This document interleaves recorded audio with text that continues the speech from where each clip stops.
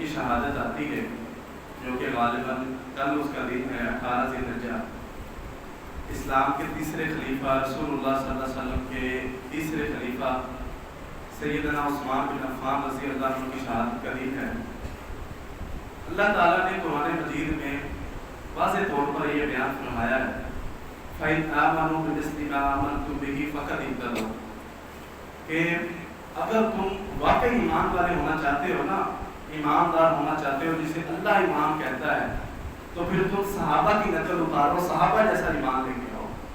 اور رسول اللہ صلی اللہ علیہ وسلم نے جن 10 لوگوں اور کچھ اور بھی ہیں لیکن 10 لوگ ایک ہی حدیث میں ہیں، آپ نے جن کو نام لے کر کہا تھا کہ آپ جنتی ہیں، تو ان میں ایک سیدنا عثمان بن عفان رضی اللہ عنہ ہیں۔ آپ پہلے پہل اسلام لانے والوں میں سے ہیں۔ سیدنا ابوبکر صدیق رضی اللہ عنہ جب مسلمان ہوئے تو وہ کاروبار کیا کرتے تھے، لیکن جب وہ مسلمان ہو گئے تو رسول اللہ صلی اللہ علیہ وسلم کے ساتھ اکثر وقت تبلیغ میں گزارا کرتے تھے۔ جیسے رسول اللہ صلی اللہ علیہ وسلم فردن فردن لوگوں کو ملتے، ابوبکر صدیق رضی اللہ عنہ فردن فردن لوگوں کو ملتے، تو وہ سیدنا عثمان رضی اللہ عنہ پر محنت کر رہے تھے۔ سیدنا عثمان بن عفان رضی اللہ عنہ یہ رسول اللہ صلی اللہ علیہ وسلم کے ہی نسل میں تھے، آپ کے خاندان میں سے تھے۔ آپ کا جو ننیال تھا یہ آپ کی جو پھوپھی ذات جو بہن ہے رسول اللہ صلی اللہ علیہ وسلم کی، ان کے وہ رسول اللہ صلی اللہ علیہ وسلم کی پھوپھی ذات بہن کے بیٹے تھے سیدنا عثمان بن عفان، یعنی کہ عثمان بن عفان رضی اللہ عنہ کا ننیال بنو ہاشم رسول اللہ صلی اللہ علیہ وسلم کا گھرانہ تھا۔ ابوبکر صدیق رضی اللہ عنہ چونکہ عثمان رضی اللہ عنہ مکے کے اندر ایک باوقار شہری تھے، ایک عزت دار ان کا گھرانے سے تعلق تھا، اور وہ نہایت ہی عمدہ اخلاق اور نہایت ہی اچھے انسان تھے، لیکن ان کے پاس ایمان نہیں تھا۔ ابوبکر صدیق رضی اللہ عنہ انہیں سمجھاتے، انہیں بتاتے، تو جب ان کا دل قائل ہو گیا، وہ سمجھ گئے، تو پھر وہ رسول اللہ صلی اللہ علیہ وسلم کے پاس ان کو لے کے آیا گیا۔ تو وہاں پر آ کر رسول اللہ صلی اللہ علیہ وسلم کو رسول اللہ صلی اللہ علیہ وسلم نے انہیں دعوت دی، انہیں سمجھایا کہ میں اللہ کا نبی ہوں، یہ حق ہے، میری نبوت کو ماننا ضروری ہے۔ تو پھر انہوں نے رسول اللہ صلی اللہ علیہ وسلم کے ہاتھ پر اسلام کو قبول کر لیا۔ عثمان رضی اللہ عنہ وہ پہلے پہل لوگوں میں سے ہیں جو اسلام کی بنیاد رکھنے والے تھے، اور رسول اللہ صلی اللہ علیہ وسلم نے یہ بات غور سے سنیے گا کہ رسول اللہ صلی اللہ علیہ وسلم نے نبی بننے کے بعد، رسول اللہ صلی اللہ علیہ وسلم نے نبی بننے کے بعد سب سے پہلا جو رشتہ داری قائم کی تھی وہ سیدنا عثمان بن عفان رضی اللہ عنہ سے قائم کی تھی۔ آپ نے اپنی بیٹی رقیہ رضی اللہ عنہ کا رشتہ آپ سے کیا، ان کی شادی آپ سے کر دی۔ آپ کو ہجرت کرنے کا 2 مرتبہ آپ کو شرف حاصل ہوا سیدنا عثمان بن عفان رضی اللہ عنہ کو۔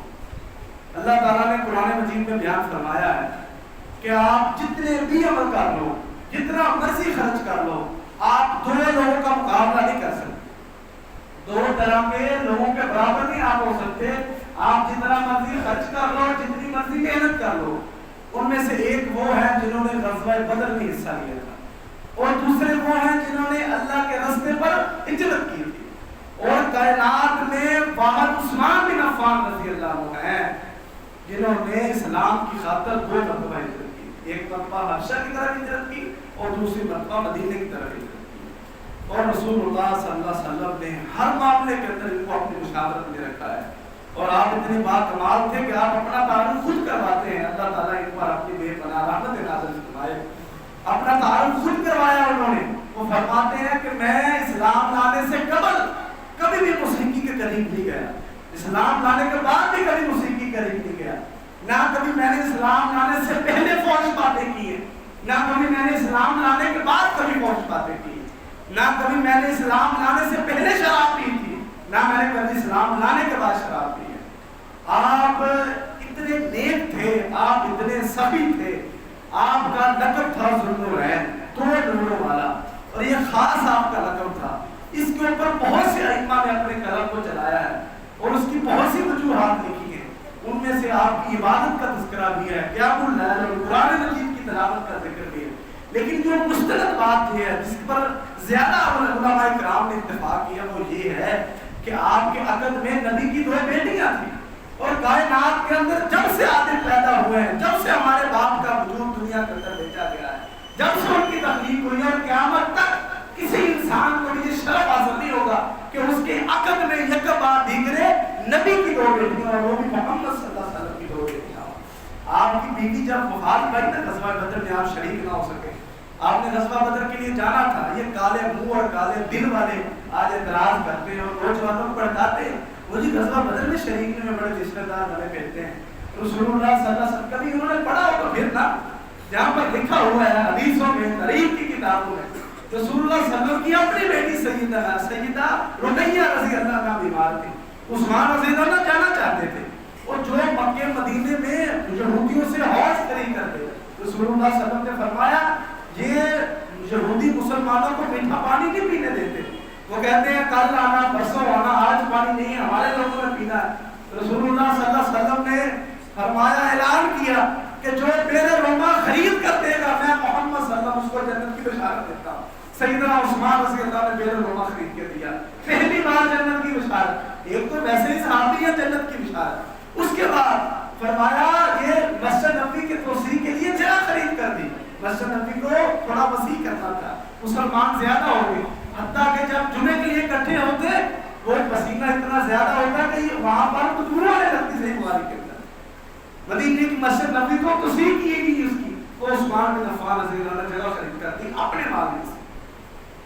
تو وہ غزوہ بدر میں نہ جا سکے. رسول اللہ صلی اللہ علیہ وسلم نے فرمایا آپ ادھر رکیے اپنی بیوی کا خیال کیجیے جو آپ ہی کی بیٹی تھی. آپ غزوہ بدر میں اگرچہ شریک نہ بھی ہوں گے لیکن آپ کو مال غنیمت بھی ملے گا. آپ کو بدری صحابیوں میں لکھا بھی جائے گا. ایسے ہی آپ کو مال غنیمت بھی دیا گیا. آپ کو بدری صحابیوں میں شامل کیا گیا. رسول اللہ صلی اللہ علیہ وسلم اپنے گھر میں تشریف فرمائے. گھر کا دروازہ دستک دی گئی اس پر اور اجازت مانگی کہ میں اندر آ سکتا ہوں.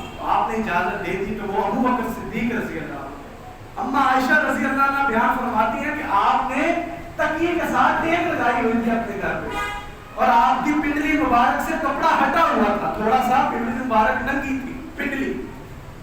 ابو بکر صدیق رضی اللہ عنہ اندر آئے اور آ کر پاس بیٹھ گئے. تھوڑی دیر میں پھر دروازے پر دستک ہوئی. پوچھا گیا کون ہے تو وہ عمر بن خطاب رضی اللہ عنہ تھے. انہیں بھی اجازت مل گئی وہ بھی اندر آ کے بیٹھ گئے. کچھ دیر بعد پھر دستک ہوئی. اما جی کہتی ہیں اس بار پوچھا گیا کہ اب دروازے پر کون ہے تو کہا گیا کہ اب دروازے پر عثمان آیا ہے. تو رسول اللہ صلی اللہ علیہ وسلم نے اجازت نہیں دی ابھی. پہلے آپ اٹھ کر سیدھے اٹھ کر بیٹھ گئے اور آپ نے اپنی پنڈلی کو ڈھک لیا اپنی پنڈلی کے اوپر کپڑا کر لیا. پھر کہا کہ اس کو بلا لو. پھر عثمان رضی اللہ عنہ آ کر بیٹھ گئے. جب وہ چلے گئے نا تو سیدہ نے پوچھا رسول اللہ صلی اللہ علیہ وسلم نے امی جان نے پوچھا کہ اللہ کے نبی میرے بابا آئے آپ ایسے بیٹھے رہے جیسے آپ بیٹھے رہے نا پنڈلی لگی ہو مرد کی کوئی اس میں ایسی کباہت کی بات نہیں. یہ مطلب مرد کا سطر نہیں ہے اس کی پنڈلی. یہ تو فرض ہے اس پر لگی رکھنا یعنی کہ تھوڑی سی زیادہ لگی تھی. تو حفصہ کے بابا آئے سیدنا عمر بن خطاب رضی اللہ عنہ آپ تب بھی ایسے بیٹھے رہے. لیکن جب عثمان رضی اللہ عنہ آئے آپ نے پنڈلی کو ڈھانپ لیا سیدھے ہو کر بیٹھ گئے. تو ایسا کیوں ہے؟ کہا عائشہ میں اس بندے سے کیوں نہ حیا کروں جس سے آسمان کے فرشتے بھی حیا کرتے. اور سیدنا عثمان رضی اللہ عنہ کہا کرتے تھے میں جب سے مسلمان ہوا ہوں میں نے اپنی شرمگاہ کو کبھی دائیں ہاتھ سے نہیں دھویا. میں جب سے مسلمان ہوں میں نے کبھی اپنی شرمگاہ کو دیکھا ہی نہیں ہے. مجھے اللہ سے شرم آتی ہے کہ میں اپنی شرمگاہ کو دیکھوں. میں اتنے حیا والے تھے کہ جس سے آسمان کے فرشتے حیا کرتے. اور رسول اللہ صلی اللہ علیہ وسلم نے جب بھی جان مانگی جب بھی مال مانگا سیدنا عثمان بن عفان رضی اللہ عنہ نے لا کر آپ کی خدمت میں رکھ دیا. غزوہ تبوک کا بہت مشہور واقعہ ہے. آپ نے اس کے اندر غزوہ تبوک کا اعلان ہوا تو آپ نے اس کے اندر 940 اونٹ اللہ کے راستے میں دیے. 940 اونٹ. اس کا مطلب یہ آج کے مال ایک طرف سے دوسری طرف لے جانے والے یہ بڑے بڑے جو ٹریلر ہوتے ہیں یہ بڑے بڑے جو ٹرک ہوتے ہیں جو ایک شہر سے دوسرے شہر اس وقت ان یہ کام کیا کرتے تھے. 940 اونٹ اللہ کے راستے میں ایک ہی مجلس میں بیٹھے. اللہ کے نبی کہہ رہے ہیں کہ جو 100 اونٹ اللہ کے راستے میں دے گا میں اسے جنت کی بشارت دیتا ہوں. عثمان اٹھے پھر اللہ کے راستے پر اس طرح 940 اونٹ دیے. اس کے بعد 60 گھوڑے اللہ کے راستے میں دیے. 5.5 کلو سونا اسی مجلس میں اللہ کے راستے میں دیا جنگ جیتنے کے لیے عثمان رضی اللہ عنہ. اور رسول اللہ صلی اللہ علیہ وسلم جب سیدہ رقیہ فوت ہوئی نا تو آپ نے ام کلثوم رضی اللہ عنہ کا ہاتھ آپ کے ہاتھ میں دے دیا اور آپ نے ساتھ یہ فرمایا کہ اگر میری یہ بیٹی بھی فوت ہوگی اور میری جتنی بھی بیٹیاں میرے پاس ہوئی وہ فوت ہوتی جائے میں عثمان کے نکاح میں ویسے ہی دیتا. اور رسول اللہ صلی اللہ علیہ وسلم کا یہ جانباز سپاہی جب آپ نے جیش اسرا کے لیے اعلان کیا کہ جائیے ہمیں پھر مال چاہیے جنگ کے لیے اسلام کی سربلندی کے لیے مال کی ضرورت ہے, عثمان چپکے سے گھر گئے 1000 دینار گھر سے اٹھایا اسے اپنی جھولی میں لے کر آ رہے اور ویسے ہی اپنی جھولی میں لا کر رسول اللہ صلی اللہ علیہ وسلم نبوی پر بیٹھے اور آپ کو کہا کہ جھولی آگے کیجیے. آپ نے اپنا کپڑا ایسے کیا, عثمان نے 1000 دینار اس میں الٹا دیے اور رسول اللہ صلی اللہ علیہ وسلم صحیح بخاری کے اندر ہے کہ ان 1000 دیناروں کو اپنی جھولی میں لیے اس طرح دیناروں کو الٹا رہے ہیں اور ساتھ میں کہہ رہے ہیں ما ذرا عثمان ما عمل بعد اليوم, عثمان یہ تو کام کر گزرے ہو, آج کے بعد کوئی بھی عمل نہ کرو, تمہیں جنت میں جانے سے کوئی نہیں روک. آپ خلیفہ بنے, آپ نے تقریباً 13.5 سال اسلامی دنیا پر حکومت کی ہے. آپ کی خلافت کے اندر 52 لاکھ مربع میل پر اسلام کا جھنڈا لہرایا کرتا تھا اور آپ کے دور کے اندر یہ وہ بحری جہاز اور بحری بیڑے کا جہاد شروع ہوا. رسول اللہ صلی اللہ علیہ وسلم نے فرمایا میری امت کا وہ گروہ جو بحری بیڑے پر جہاد کرے گا اللہ تعالیٰ نے اسے معاف کر دیا ہے. وہ سیدنا عثمان رضی اللہ نے شروع کیا تھا جس کے سپہ سالار امیر معاویہ رضی اللہ عنہ تھے. آپ کو یہ مختصر آپ کی چند باتیں, آپ کی سیرت اتنی بڑی ہے, آپ کے کارنامے اتنے بڑے ہیں, آپ کے قیام, آپ کے قرآن مجید کی تلاوتیں, آپ جب قبر کو دیکھتے تو آپ رونے لگ جاتے. اس عثمان کو 17 بار اللہ تعالیٰ کے نبی نے جنت کی بشارت دی ہو, 17 بار جنت کی, اور بہت مرتبہ ایک ہی مجلس میں جنت کی بشارت دی ہو. عثمان قبر کو یاد کر کے رو رہے ہیں اور قرآن مجید میں جب ذکر آتا ہے جہنم کا گاڑی بھیگ جاتی ہے, راتوں کا قیام, دنوں کے روزے, اپنے مال کو خرچ کرنا, اپنی جان کو خرچ کرنا. کتنے غزوے رسول اللہ صلی اللہ علیہ وسلم کے ساتھ مل کر انہوں نے لڑے ہیں. وہ اتنا اسلام کا اتنا بڑا وہ عظیم سپہ سالار, اتنا عظیم کمانڈر, وہ جب انہیں باغیوں نے قیدی کیا تو وہ پتہ کیا کہا کرتے تھے, سیدنا علی المرتضیٰ آپ کے نائب تھے, آپ کے سارے معاملات کے اندر وہ نیابت کرتے تھے. وہ سیدنا حسن حسین کے ساتھ آئے آپ کو پانی دینے کے لیے, تو باغیوں نے وہ بیان کیا جاتا ہے کہ حسن رضی اللہ عنہ سے کہا کہ جا اپنے چچا کو پانی پلا لو. وہ آگے بڑھے تو ایک باغی نے وہ خنجر اس کے اندر گھسا دیا تو وہ پانی گر گیا, وہ پانی ان کو تک نہ پہنچایا گیا. تو انہوں نے کہا جاتا تھا, پیغام بھیجا جاتا تھا گھر میں کہ وہ دور دراز سے بھی مسلمانوں کی فوجیں بلا رہی ہیں. مدینے کے اندر بھی کتنے لوگ آپ پر جان نچھاور کرنے کو تیار ہیں. صرف ایک بات کہا کرتے تھے, میں نہیں چاہتا کہ مجھ اکیلے کے لیے اللہ کے نبی کے شہر میں مسلمانوں کا خون بہے. یعنی کہ لوگ جب جنگ ہوگی مسلمان ان کے باغیوں کے ساتھ لڑیں گے. وہ باغی تو کافر تھے, وہ خوارج میں سے تھے جو اسلام کے دشمن تھے, اسلام کا لبادہ ہو کر جو اسلام کے خلیفہ پر چڑھ دوڑے تھے. کہ میں نہیں چاہتا کہ ان کے لیے مسلمانوں کے لیے کوئی مشکل ہو. 40 دن کی اذیت برداشت کر کے اسلام کے اس عظیم شعر نے اپنی جان کو قربان کیا. جب آپ کی گردن کو اتارا گیا, آپ کو شہید کیا گیا, اس وقت آپ قرآن مجید پڑھ رہے تھے, آپ کی بیوی پاس بیٹھی تھی, آپ کے جسم اثر کے مبارک خون کے قطرے قرآن مجید کے مصحف پر پڑے اور آپ اللہ کے پاس چلے گئے, شہید ہو گئے. آج کے یہ لوگ جن کی اوقات عثمان کے پاؤں جیسی نہیں ہے, عثمان کے پاؤں کو لگنے والے ذروں کے برابر ان کے بڑا بڑا کی اوقات نہیں ہے. وہ ان پر بھونکتے ہیں, ان کے دل کالے ہیں, ان کے منہ کالے ہیں, ان کے کپڑے کالے ہیں. یہ اور اٹھ کر کہتے ہیں کہ عثمان نے دین کو خراب کر دیا, نبی کے صحابہ نے دین سے مرتد ہو گئے, انہوں نے خلافتوں کے لیے رسول اللہ صلی اللہ علیہ وسلم کی بات کتنی آبادی سے اٹھا کر دیکھ لیجیے. عثمان رضی اللہ عنہ کے بارے میں, عمر بن خطاب رضی اللہ عنہ کے بارے میں, ابو بکر صدیق رضی اللہ عنہ کے بارے میں, علی بن رضا رضی اللہ عنہ اور کتنے صحابہ کے بارے میں کیسے کیسے فرمان ہیں. آپ کیا کرتے تھے کہ میرے صحابہ کو گالی نہ دو, لا تسبوا اصحابی, میرے صحابہ کو برا بلا نہ کہو. اگر تم لوگ احد پہاڑ جتنا سونا خرچ کر لو اور اس کے مقابلے میں میرا ایک صحابی ایک مٹھی جو خرچ کر لے, تمہارا احد پہاڑ جتنا سونا بھی اس مٹھی کا مقابلہ نہیں کر سکتا. اور یہ عثمان رضی اللہ عنہ جو رسول اللہ صلی اللہ علیہ وسلم کے تیسرے خلیفہ ہے اور امت کی متفق علیہ شخصیت ہیں, آج پروپیگنڈا کر کے فتنہ اٹھا کر, اور یہ سوشل میڈیا کے فتنے کے اوپر ہمارے نوجوانوں کو پتہ ہی نہیں ہے. اور اللہ کی رحمت سے میں کہتا ہوں یہ پتہ نہیں اللہ کا اوپر عذاب ہے کہ ہم نے اپنے بچوں کو بچپن سے دور کیا ہوا ہے دین سے. وہ ہم نے انگلش کی اس کو اندر گھسایا ہوا دل کے اندر اور سمجھتے ہیں یہی ترقی کا راز ہے, صرف اسی کے پیچھے بھاگتے رہو. اور جب ان کے ہاتھ میں موبائل آیا وہاں پر لکھا تھا عثمان خائن ہے, ابو بکر خائن ہے, عمر خائن ہے, انہوں نے نبی کی بیٹی کو یہ نہیں کیا, نبی کو پڑھا کسی نے نہیں, تحقیق کسی نے کی, سارے وہ اس لکیر کے فقیر کے پیچھے ہیں. وہ کتا کان لے گیا سارے اس کے پیچھے بھاگ رہے ہیں, کتے کے پیچھے جاؤ اپنا کان لے لو. کوئی نہیں پوچھ رہا کہ اس کالے نے کیا جھوٹ بولا ہے, اس منافق نے کیا بہتان باندھا ہے, یہ خود تو غلیظ دل والا ہے, یہ خود تو خبیث اعمال والا ہے, یہ اتنی بڑی ہستیوں کو کیا کہہ رہا ہے, کوئی نہیں پوچھے گا, صرف وہ سب اس کے لکیر کا فقیر ہے. اچھا جی ایسے ہی ہے, چلو اس کے پیچھے بھاگ لو. کوئی ایک بات اٹھا کے دیکھو کسی مسلم عالم, کوئی ایک سندت صحیح ہو, کسی کالے طرح لکھی ہو, کوئی صحیح بات تو لے کے آؤ صحابہ کرام کے بارے. آج جو ہوتا ہے وہ کہتا ہے جی صحابی فلاں صحابی یہ بتایا جی اس لیے میں ایسے کیوں کیا.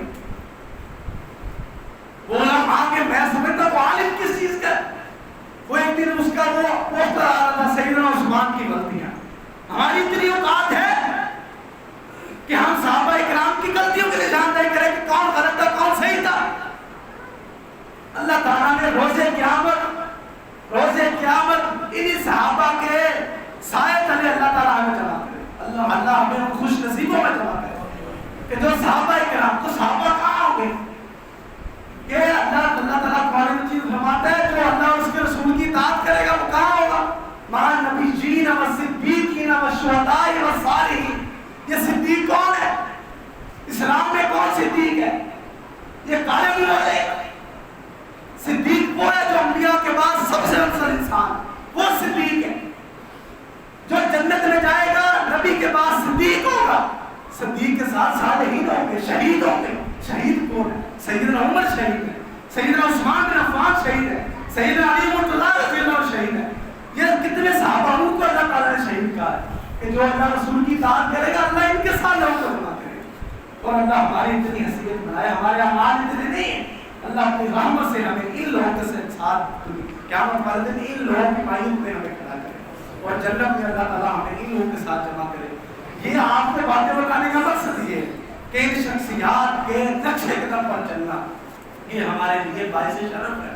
ان کو پڑھیں, ان کو سمجھیں, ان کا دفاع کریں. اللہ تعالیٰ روز قیامت پوچھے گا کہ جن ہستیوں نے اپنا مال اور جان اسلام کے لیے وقف کی تھی اور اپنا خون بہا کر اسلام تم تک پہنچایا تھا, جب ان کی عزت پر بات آئی کہ تم لوگوں نے کیا کیا تھا, ہمیں ان کی عزت بھی کرنی چاہیے, ان کی ہمیں اتباع یعنی کہ جو کام انہوں نے کیے وہی کرنے چاہیے کیونکہ انہوں نے وہی کام کیے جو رسول اللہ صلی اللہ علیہ وسلم نے کام کیے. ہمیں ان جیسا ایمان لانا چاہیے, انہیں کی پیروی کرنی چاہیے اور جب کبھی ان پر بات آئے تو ان کا دفاع بھی کرنا چاہیے. اللہ تعالیٰ سے دعا ہے کہ اللہ تعالیٰ ہمیں محض صرف اور صرف اپنی رحمت کے ساتھ ان لوگوں کے ساتھ جنت میں جمع فرمائے اور ہمارے گناہوں کو معاف فرمائے اور ہمیں ان شخصیات جیسا اسوہ اپنانے کی توفیق عطا فرمائے. ہمیں رسول اللہ صلی اللہ علیہ وسلم کی سنتوں کا پابند بنائے اور ہمیں دین کا عامل بنائے اور جب دنیا سے ہمیں اللہ لے کر جائے تو ہماری زبانوں پر کلمہ طیبہ ہو اور ہم ایمان کی حالت پر ہو اور اللہ ہم پر راضی ہو. سبحان ربک رب العزت عما یصفون وسلام علی المرسلین والحمد للہ رب العالمین.